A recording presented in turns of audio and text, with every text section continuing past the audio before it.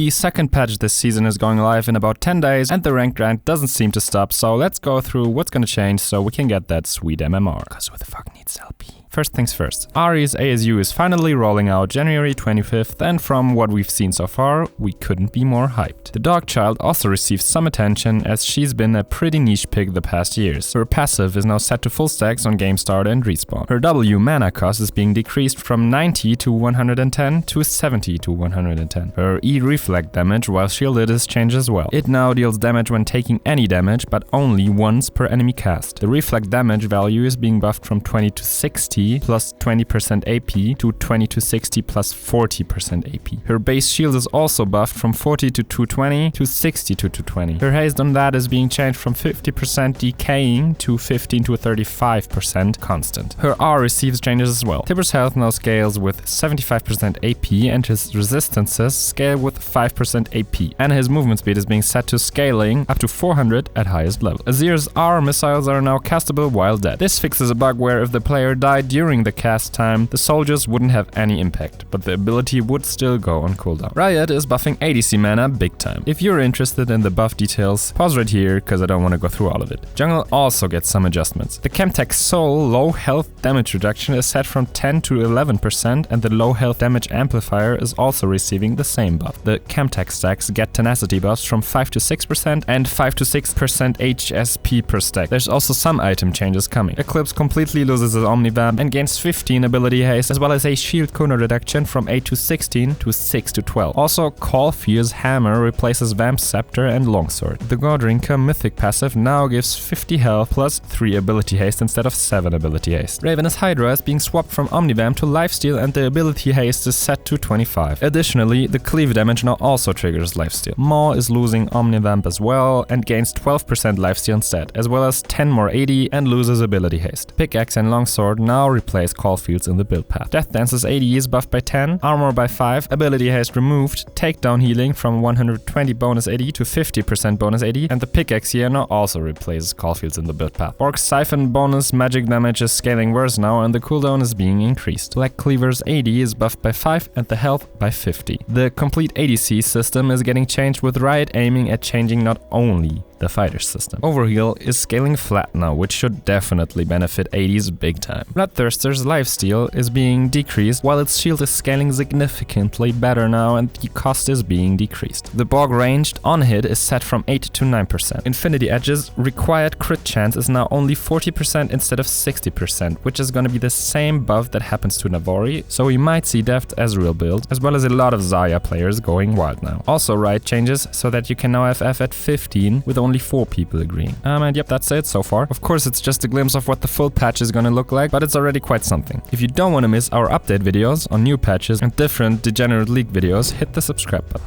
Until next time.